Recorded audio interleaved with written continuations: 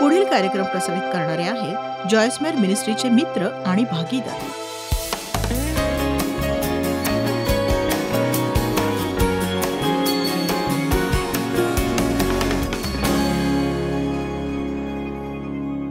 आज मला तुमच्याशी बोलायचंय भूतकाळात दाबून टाकलेल्या भावनांसंबंधी, जाणवण्यासंबंधी.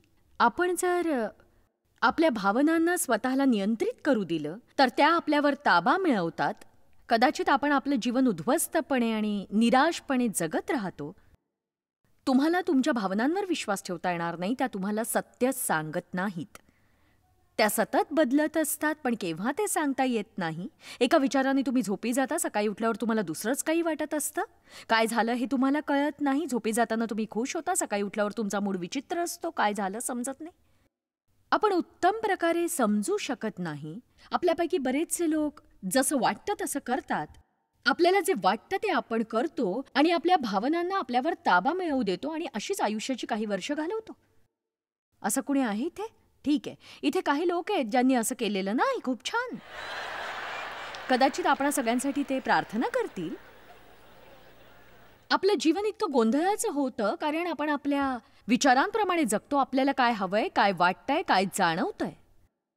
परत ऐका, काय वाटतंय, काय हवंय, काय जाणवतंय. मी संदेश दिला होता यावर. तो तुमचा जीव बोलत असतो. तो देव नसतो, तो तुमचा जीव असतो. तो तुम्हाला देवाविषयी काही सांगत नाही, तो सगळं काही तुमच्याविषयीच सांगतो. फक्त तुम्ही मला हवंय, मला काय जाणवतंय, मला काय वाटतंय, आणि या दैहिकतेला आपण स्वतःला नियंत्रित करू देतो. पण पवित्र आत्म्याद्वारे जेव्हा आपण प्रकाशित होतो, देव आपल्यात वास करायला येतो. ख्रिस्ताला स्वीकारण्याच्या वेळी आपला जेव्हा नव्याने जन्म होतो, आता आपल्या जीवनात वेगळं कार्य घडू लागतं आणि आता आपल्यात असलेला देवाचा आत्मा त्याला काय हवंय हे सांगू लागतो. त्याला आपल्यासाठी काय हवंय तो आपल्याला केवळ आपण काय करावं हे सांगत नाही, तर त्याला आपल्याला जे मिळावं असं वाटतं त्याविषयी सांगतो. योहान 10:10, चोर येतो तो केवळ चोरी, घात व नाश करावयास येतो. येशू म्हणतो मी आलो. तो आला त्याचे आभार मानायला हवेत. मी तर त्यांना जीवनप्राप्ती व्हावी व ती विपुल प्रमाणात व्हावी म्हणून आलो आहे. जर तुम्ही जीवनाचा आनंद लुटत नसाल तर देवाने उत्तम असं दिलेलं तुम्ही चुकवताय. किती जण जीवनाचा अधिक आनंद लुटणार आहात? अजून एक गोष्ट तुम्हाला करावी लागणार आहे, ती म्हणजे दबावाखाली कार्य करायला शिकणं, समस्या हाताळायला शिकणं आणि त्यामुळे पराभूत न होण्यास शिकणं. तुम्ही म्हणाल मला असं वाटतं त्याला मी काही करू शकत नाही. आपण त्यासंबंधी बोलूया. जसं आपल्याला वाटतं तोच एक मार्ग नसतो. मी म्हटलं वाटणं तीव्र असू शकतं. भावना नको असताना येतात, ज्यावेळी हव्या असतात तेव्हा सोडून जातात. आणि 30 दिवसात तुम्ही 1001 वेगवेगळे मार्ग एका गोष्टीसाठी शोधून काढता. वॉचमन नी म्हणतात भावना विश्वासणाऱ्याचा क्रमांक 1च्या शत्रू आहेत. पुष्कळ वेळा कशाहीपेक्षा आपलं वाटणं आणि आपल्या भावना आपल्याला एखादी गोष्ट करण्यापासून रोखतात जी खरं तर आपण करायला हवी. मला वाटतं, मला नाही वाटत. तुम्हाला वाटत नाही चर्चला जावंसं, मग तुम्ही चर्चला जात नाही. लोकांना काम करावंसं वाटत नाही, ते करत नाहीत. काही लोकांना घर स्वच्छ करावंसं वाटत नाही, ते नाही करत. काही लोकांना बिल द्यायला आवडत नाही, ते नाही भरत आपली बिलं. ज्यामुळे जीवनात गोंधळ माजतो. आणि बघा या भावनांचं काय? बघा, सर्वप्रथम आपल्या भावनांबाबतीत आपण काहीच करू शकत नाही, कारण त्या अचानक येतात. अशा वेळी काय करावं तुम्ही हे मी तुम्हाला सांगते. विचारांबाबतीत आपण काही करू शकतो, बोलण्याबाबतीत आपण काही करू शकतो, आपल्या कृत्यासंबंधी आपण काहीतरी करू शकतो. मी एक अद्भुत गोष्ट शोधून काढली आहे जिचा मला अविश्वसनीय असा लाभ झाला. मला पूर्णतः चुकीचं वाटत असतानाही मी योग्य ते करणं निवडू शकते.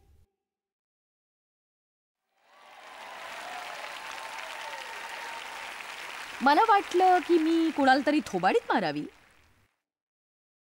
आणि मी त्यांच्यासाठी प्रार्थना करणं निवडू शकते.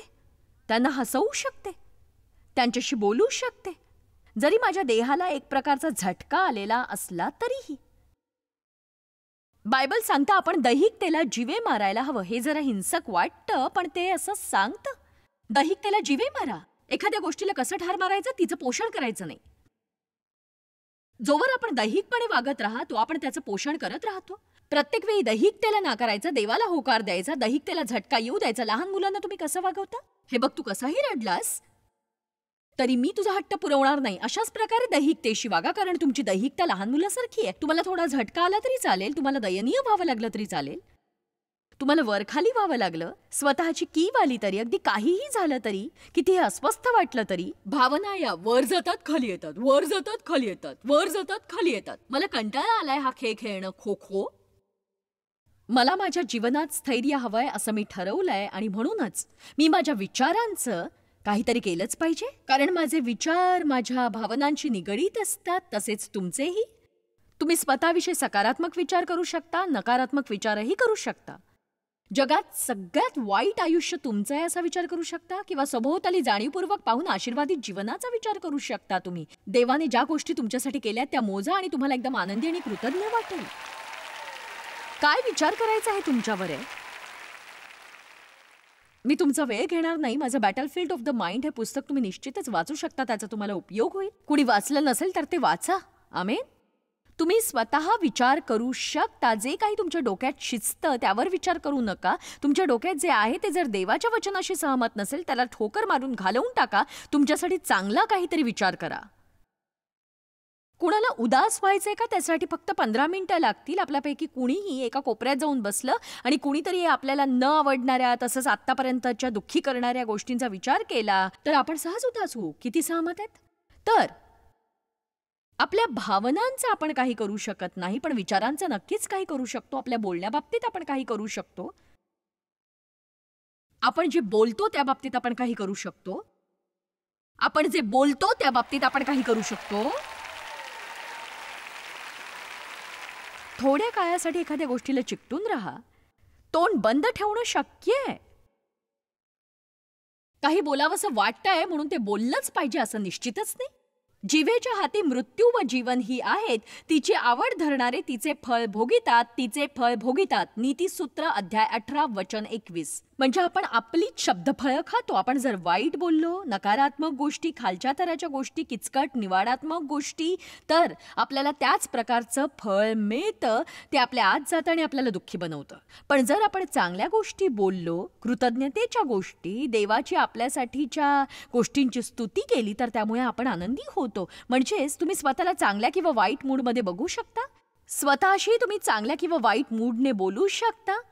आपल्याला काय वाटतं या बाबतीत आपण काय करू शकतो, पण आपण आपली कार्य नियंत्रित करू शकतो. तुम्हाला वाटेल आपण स्वतःला नियंत्रित करू शकतो. जर तुम्ही ख्रिस्ती असाल, देवाने तुम्हाला स्वनियंत्रणाचं फळ दिलेलं आहे.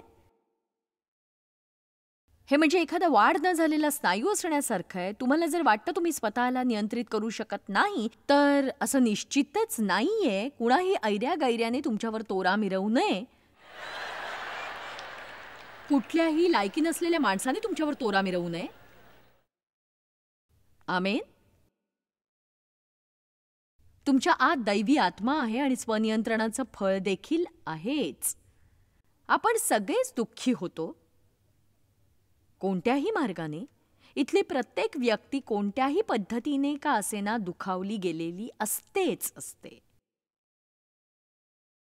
आज इथे तुम्ही तरुण व्यक्ती असाल, शक्यता आहे तुम्ही आधीच दुखावलेले असाल कुणाकडून तरी. तुम्ही 30, 40, 50, 60 वर्षाचं जीवन जगेपर्यंत असे पुष्कळ प्रसंग येतात, तुम्हाला ठेच लागते आणि पुष्कळ वेळा ती दाबून टाकावं लागतं सगळं. देवाला हवं तसं जीवन जगता यावं यासाठी. आपण जेव्हा दुःखी होतो तेव्हा सैतानाला वाटतं आपण आता तिथेच थांबणार, पुढे जाणारच नाही. तिथेच थांबून आपल्या जखमा कुरवाळत राहणार, स्वतःची कीव करत राहणार, खांद्यावर ते ओझं वागवणार, दुसऱ्यांना दोष देत राहणार, वाईट वाटत राहणार, वाईट वागवणार, आपलं जीवन नासवणार. पण तुम्ही तुमच्या वाटण्याला दाबून टाकू शकता. जेव्हा तुम्ही दुःखी होता म्हणजे तुमच्या जाणीवेला दुःख होतं, आणि जर आपण योग्य निवड केली आपल्या वेदनेमध्ये, कृपया हे समजून घ्या, जर आपण योग्य निवड केली, आपण दुःखी असतानाही, तर नरकातला कोणताही सैतान तुम्हाला विजयापासून दूर ठेवणार नाही. मला खात्री करायची की मी जे सांगितलं ते ऐकलंय. दुःखी असताना जर तुम्ही योग्य निवड केलीत, रागावलेले असतानाही तुम्ही कुणाला तरी जर क्षमा केलीत, बघा दुःखी असताना तुम्हाला योग्य निवड करावी लागेल. तुम्हाला कसं वाटतंय याप्रमाणे जीवन जगू नका. समजून घ्या, वाटणं, भावना हा शरीराचा भाग आहे. त्यांना तुमच्यावर अधिकार गाजवू देऊ नका. भावनांना देव बनवू नका. त्यांच्या पुढे झुकू नका. त्या तुमच्यात असू द्या, पण त्यांना तुमच्यावर हावी होऊ देऊ नका. पुस्तकाविषयी बोलायचं तर नुकतंच मी एक पुस्तक लिहिलंय, लिव्हिंग बियॉन्ड युअर फीलिंग्स. ही साधनं तुम्ही घ्यायला हवीत, वाचायला, अभ्यासायला, मनन करायला हवीत. सगळ्या गोष्टी देववचनातून पाहायला हव्यात. तुमच्या जीवनात भावनांना हावी होऊ देऊ नका. मी काय करू शकत नाही, मी खूप भावुक आहे. नाही, अजिबात नाही. तुम्ही देवाचे नवीन जन्म पावलेले लेकरू आहात, पवित्र आत्म्याने भरलेले. तुमच्या स्वनियंत्रणाचं फळ आहे. सगळेजण निवड करू शकतात. किती जणांना माहिती आपण निवड करू शकतो? आणि योग्य निवड केल्यामुळे आपल्याला समानता मिळते आणि निवड करण्याच्या अधिकारामुळेच आपण समान होतो. आणि बघा, माझा भाऊ आता तो या जगात नाहीये. तो लॉस एंजेलिस मधल्या एका अज्ञात इमारतीत मरण पावला. आणि बघा, मी त्याची बहीण शुभवर्तमान जगभरात सांगते आणि जगभरातल्या लोकांना मी मदत करतेय. पण मी त्याला करू शकले नाही, कारण तो मदत घेण्यास तयार नव्हता. तुम्ही मदत करायला तयार असाल, पण समोरचा जर मदत घ्यायला तयारच नसेल तर तुम्ही काय करणार? सांगा मला. माझ्या भावालाही माझ्यासारखी संधी होती. आम्ही शोषण होत असलेल्या घरात वाढलो. त्याच्यापेक्षाही माझी परिस्थिती खूप वाईट होती. त्याचं शोषण झालं नाही, पण त्याच्याकडे दुर्लक्ष केलं गेलं. त्याला वाईट अनुभव आला. पण त्याने कधीही खोलवर जाऊन सगळं काही दाबून टाकण्याचा प्रयत्न केला नाही. त्या गोष्टी तो दबावात ठेवू शकला नाही. तो मार्ग दिसेल तसा, वाटेल तसा नको त्या विचारांच्या प्रभावाखाली वाहवत गेला. तो गेल्यावर त्याच्या काही गोष्टी मला पाठवण्यात आल्या. आणि मी सांगते तुम्हाला की माझ्यासाठी ते एक प्रकटीकरणच होतं खरोखर. त्याच्या वैयक्तिक गोष्टी, मला वाटतं त्याचं जीवन दाखवणाऱ्या असाव्यात त्या. एका 8.5 बाय 11च्या पिवळ्या पाकिटात होतं, जे पाकिट पूर्ण भरलेलंही नव्हतं. तर असं मी त्याचं जीवन हातात धरलं होतं. आणि माझं जीवन देवाची दया आणि कृपेद्वारे, देवाच्या तत्वज्ञानानुसार चालणारं आणि त्यामागे धावणारं आणि अनेक गोष्टींमधूनही दटून राहायचं आणि असं म्हणायचं, मी जीवनात कधीही कोणाची शिकार होणार नाही, तर जीवनात मी विजयीच होणार. मी किशोरवयीन असताना पुढे काही केलंय, म्हणून मी आयुष्यभर त्यात अडकणार नाही.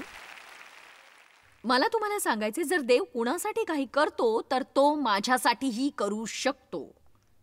ऐकताय ना तुम्ही? जर देव कुणासाठी काही करू शकतो तर तो तुमच्यासाठीही नक्कीच करतो. तुम्ही निवड करू शकता. तुम्ही दोषी मनोवृत्तीतून बाहेर पडायला हवं. आणि बघा, जीवन सगळंच सुरळीत नसतं, पण देव न्यायी आहे.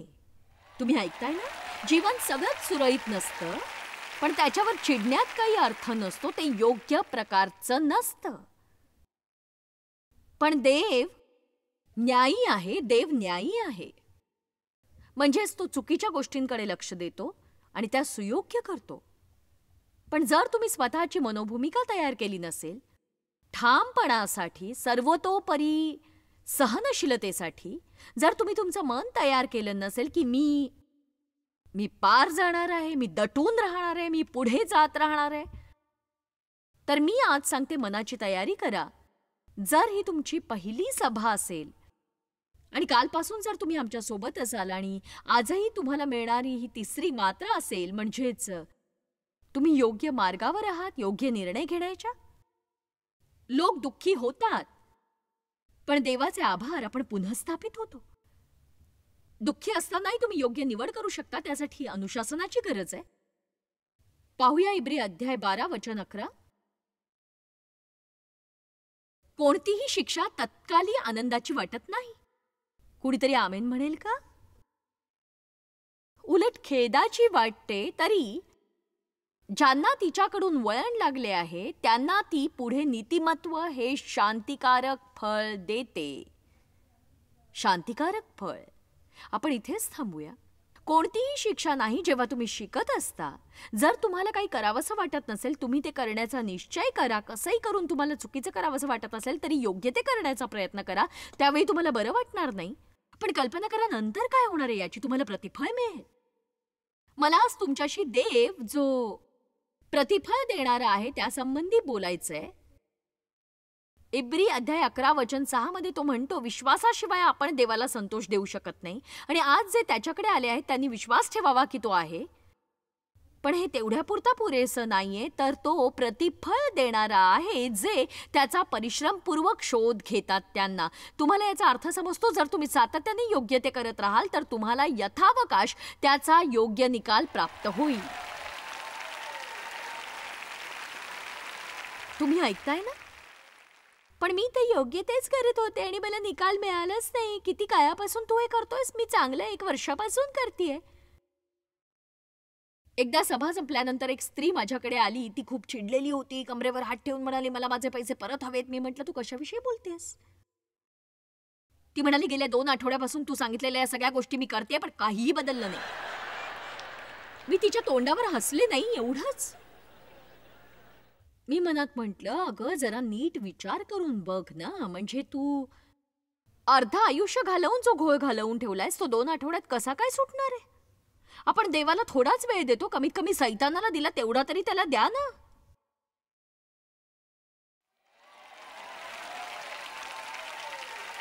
आमेन.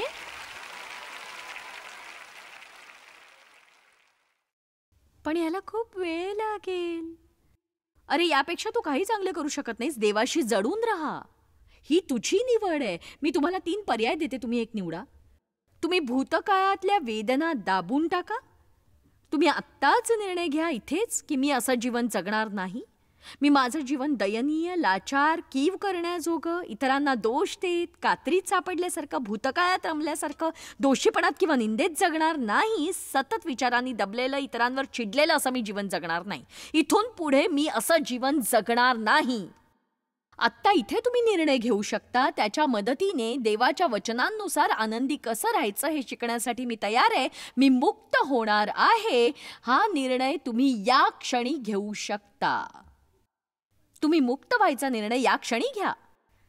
किंवा जर तुम्ही ते नंतर करायचं असं ठरवलंय आणि तोवर तुम्ही दयनीय राहायचं ठरवलंय, किंवा तुमची वेदना आयुष्यभर धरून ठेवायची असं तुम्ही ठरवलंय, 3 पर्याय आहेत. भूतकाळातलं दुःख दाबून टाका.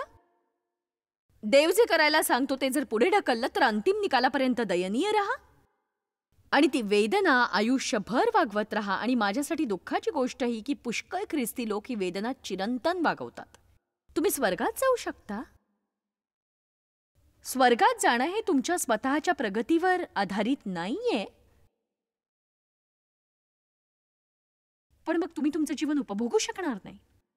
तुम्ही इतरांसाठी साक्ष आणि पुरावा ठरणार नाही. परिवर्तन झालेल्या जीवनाखेरीज दुसरी कुठलीही मोठी साक्ष नाही. हे तुम्हाला ठाऊक आहे का? त्यापेक्षा कोणतंही मोठं प्रवचन नाही, संदेशही नाही तुमच्या परिवारासाठी, मित्रांसाठी, आणि जे तुमच्याकडे पाहतायत की देवाने तुम्हाला अगदी वेगळ्या अशा व्यक्तीत परिवर्तित केलेलं आहे. यापेक्षा मोठा संदेश नाही. देवला जणू काही असं वाटत असेल की मी एकाच वेळी 20 बायकांशी लग्न केलेलं आहे.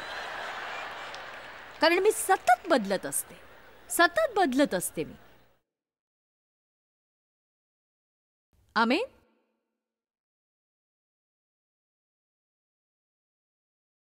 देवला दुसऱ्या कुणाला पकडून आणायची गरज नाही, कारण प्रत्येक आठवड्यात मी बदलत असते.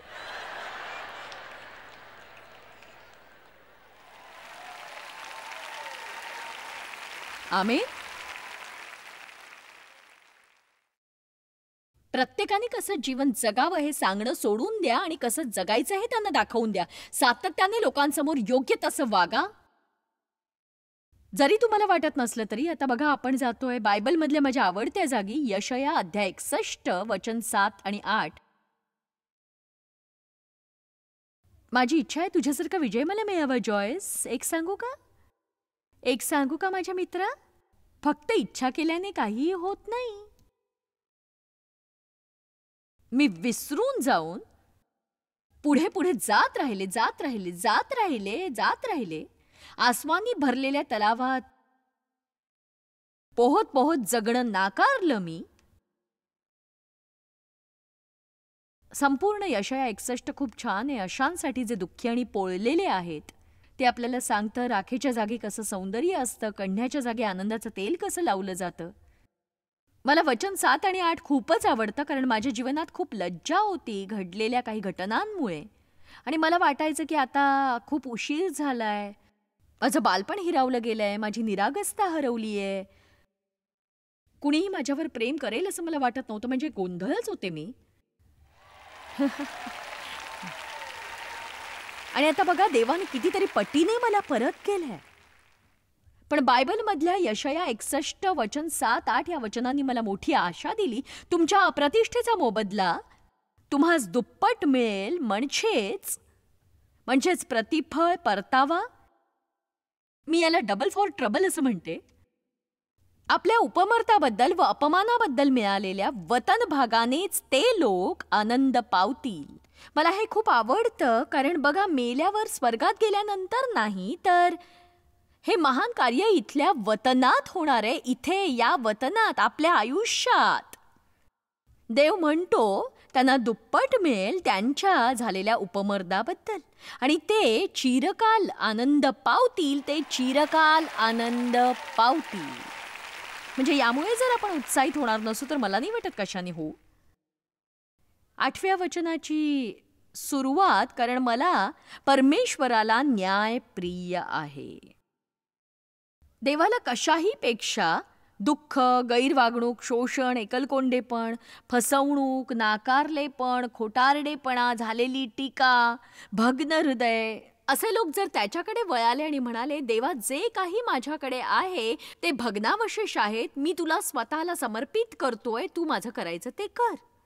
तुला देण्यासाठी माझ्याकडे काहीही नाही. जर माझ्या बाबतीत तुला काही करायचं असेल तर मी इथे, मला विश्वास आहे की तू मला राखेच्या ऐवजी सौंदर्य देशील, दुःखाच्या बदल्यात सुख देशील. आणि बघा, अशा प्रकारचे लोक देवाला आवडतात सर्वाधिक. आणि त्यांच्या जीवनाला न्याय देण्यासाठी, त्यांच्या जीवनात काहीतरी घडवण्यासाठी, त्यांच्यासाठी आणि त्यांच्याद्वारे त्यांच्यासाठी, अशा प्रकारे की आश्चर्याने त्यांचं तोंड वासून राहील. माझा विश्वासच बसत नाही. म्हणजे खरं सांगते, प्रामाणिकपणे देवाने जे माझ्या जीवनात केलंय त्यावर माझा विश्वासच बसत नाही. मलाकी अध्याय 3 वचन 10, सेनाधीश परमेश्वर म्हणतो, माझ्या मंदिरात अन्न असावे म्हणून सगळा दशमांश तुम्ही भांडारात आणा, म्हणजे मी आकाश कपाटे उघडून जागा पुरणार नाही, एवढा आशीर्वाद तुम्हाकरिता वर्षितो की नाही याविषयी माझी प्रतीती पहा. देव इतका चांगला आहे की आपण त्याचा विचारही करू शकणार नाही. इतका देव चांगला आहे, तो प्रतिफळ देणार आहे, यावर विश्वास ठेवा. तुम्ही जे काही गमावलंय त्याचा विचार करणं सोडून द्या आणि तुमच्या जीवनात देव काय प्रतिफळ देतो ते पहा.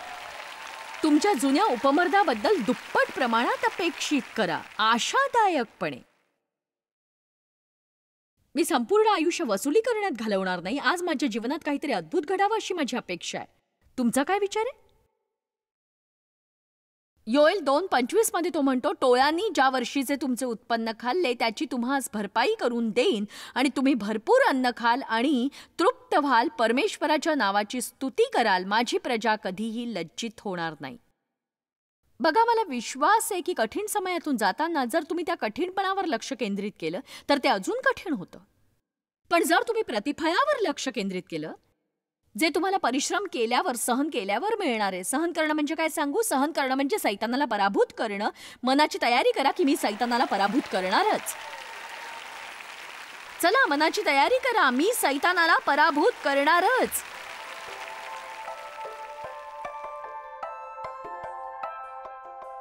माझ्याकडे तुमच्यासाठी खरंच चांगली बातमी आहे. तुमच्या भावना तुमचा भविष्यकाळ ठरवू शकत नाहीत. देवाकडे चांगली योजना आहे आणि प्रतिफळ तुमची वाट पाहत. तेव्हा त्याला तुम्हाला मदत करायला सांगा, म्हणजे तुम्ही तुमचा भूतकाळ दडपून टाकाल, जो तुम्हाला चुकीचं मार्गदर्शन करतो. तुमच्या जीवनासाठी असलेल्या देवाच्या योजनेत राहा. या संधीचा लाभ घ्या आणि विजयी जीवनाकडे वाटचाल करा तुम्ही. जॉयस्मायर मिनिस्ट्रीज करता तुम्ही खूप मौल्यवान आहात. आम्हाला तुमचं कौतुक आहे आणि जगभरामध्ये हे सेवा कार्य शक्य करण्याकरता आम्ही आमच्या मित्रांचे आणि पार्टनर्सचे आभारी आहोत. आम्ही एकत्रितपणे भुकेल्यांना खाऊ घालतो, गरिबांना वस्त्र देतो आणि राष्ट्रांना सुवार्ता सांगतो. तुमच्या प्रार्थनेच्या विनंती करता आमच्याविषयी आणखी माहिती मिळवा. जॉयसच्या कॉन्फरन्सच्या तारखा पहा आणि ख्रिस्ताची प्रीती जगभरामध्ये पसरवण्याकरता आमचे सहभागी व्हा. याचा सर्व खर्च जॉयस्मायर मिनिस्ट्रीचे मित्र आणि भागीदार करत आहेत.